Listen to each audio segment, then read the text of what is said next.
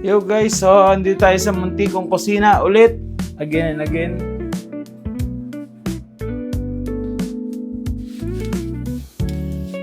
Yan, dito tayo ngayon sa kusina ko at prepare lang ako dito ng ating manok tsaka ng pangpapaitan natin, no? So unahin ko na guys yung manok natin kasi yung manok natin ano to, bigay lang sa atin to.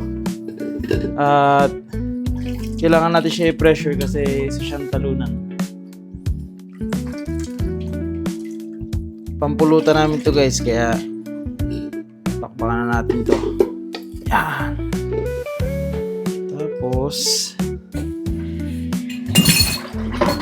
saka natin to tutubigan. Ito muna.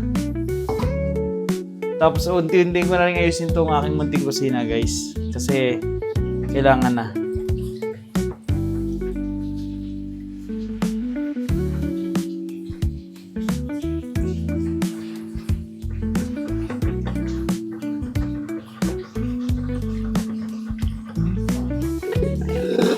Tubigan ko lang muna ito guys.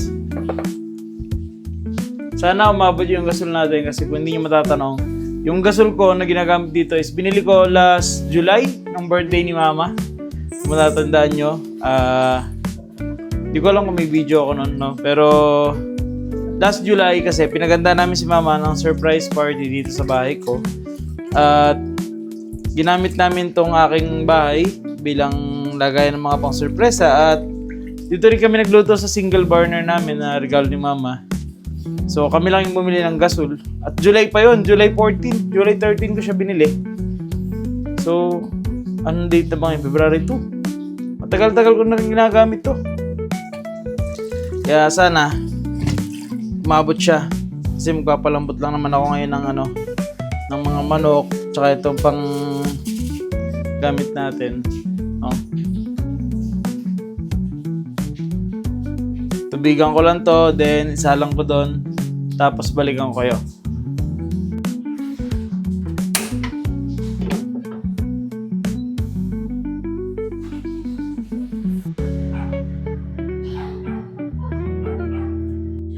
So guys, imisin muna natin itong lababo kasi ayoko na makalat pagka nagluluto ako.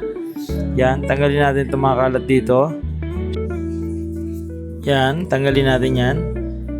Tapos after nito, yan, hugasan natin yung lababo natin kasi ayoko nang medyo makalat at madulas ang lababo. Buksan na natin to. Yan, so guys, pampapaitan itong binigay sa akin ni Tito Abong, no? Yan. Dalawang klase yan. Pagkasamahin natin yan, pampapaitan natin bukas. Yan, lagyan natin yan dito sa lalagyan. At tugasan natin konti at lagyan natin tubig para ma-defrost. Yan. So habang hinihintay natin yung aking pinakukuluan ng manok, andito na yung binabad natin na pangpapaitan. So ilalagay ko muna dito yung mga pinamili namin para hindi naman tayo mahirapan bukas paghahanap ng mga gamit natin. Kasi totoo lang guys, na overwhelm ako pagka marami ako nakikitang gamit na nakalagay. Hindi ko alam kung paano ko sila ayusin or saan ko ba sila gagamitin.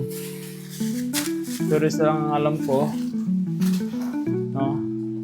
Pag nakaayos yung gamit mo, alam mo kung saan mo kukunin. Saka sarap din pagka sa mata. Sarap sa mata yung makikita mo na ang ayos ng gamit mo. So, pag may pupunta sa inyo,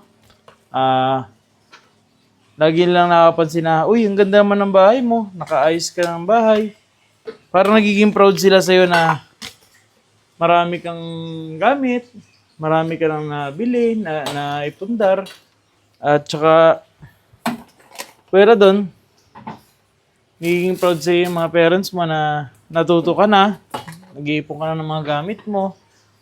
May mga proper equipments ka na para sa pagluluto. Mga equipments na magagamit mo para makapag handa ng pagkain mo. Sarili mong pagkain, ganun. So guys, baka magsaing na rin ako ngayon kasi hindi pa kami nag-dinner. No? I-prepare ko lang tong ating clumsy yan. Yan. Prepare ko lang tong ating rice cooker na hindi siya mapaso noong pakuluan. Yan. Very nice. Tapos, prepare ko na itong pagsasaingan ko.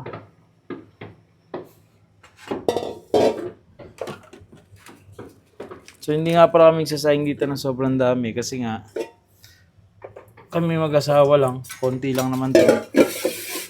Kaya, yan. Kadalasan, malinis naman siya.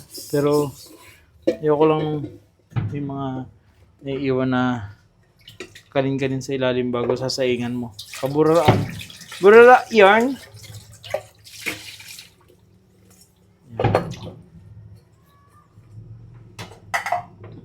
Siyempre, tutuyuin natin yan. Kasi papatong natin yan mamaya dun sa ating rice cooker. Yan. Sayang lang tayo ngayon. Tingin tayo ng bigas.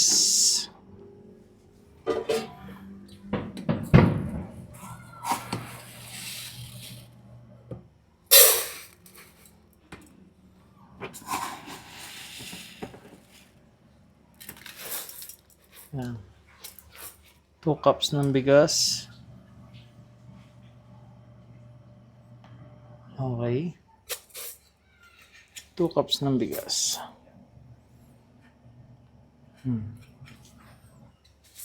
Gasa muna natin.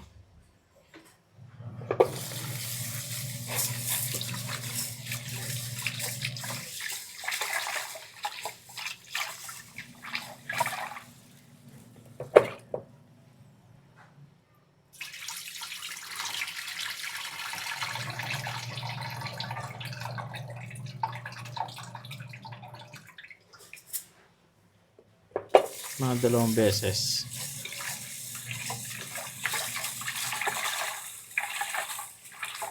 Sa totoo lang guys, hindi ako sanay magsayang ng ganito kaunti. Sanay ako lagi 1 kilo pataas. Sa KFC kasi nagsasayang ako kadalasan 6 kilos. Pinaka minimum. Sa Incheck naman nagtrabaho ko, ang pinaka sayang namin doon. Grabe guys. Isang salang namin siguro mga 1 sako, no? 25 kilos sinasalang namin. Nasa 5 kilos per ganto. Per tawag dito sa ano to? Per rice cooker. So hindi ko masyadong sanay ng ganto, kaunti lang.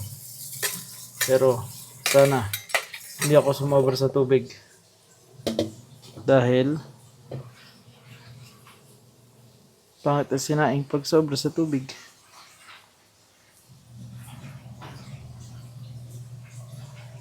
Bukas natin konting tubig. Yan. Okay.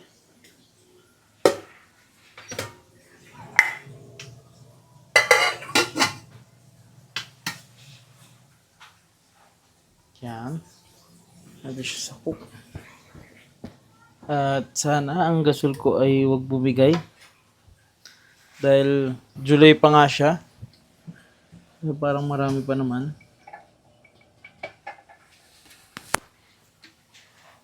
So habang nakasalang yan guys, mag-iimis muna tayo ng cat poop dahil ayoko ng amoy pupo ng pusa. Tapos ayusin natin yung pagkain niya. Kailangan ko na rin palang umorder ng pagkain ng pusa.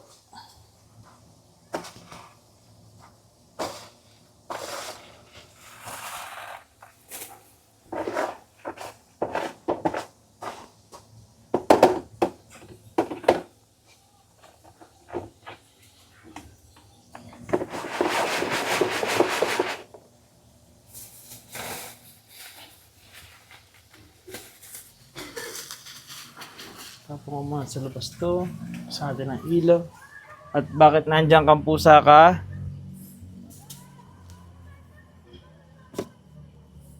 Gagawa mo diyan.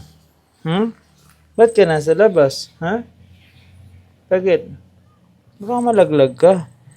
Ha? Ka na labas? O gusto mo itali kita? Ha?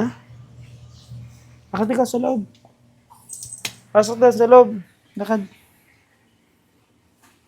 Hindi na, tali na kita kasi kama-aksidente ka pa. Lakad. O, dito na, sa labas. Ari ko.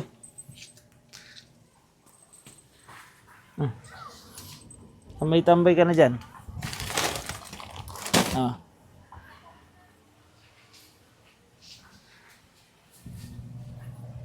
Yan.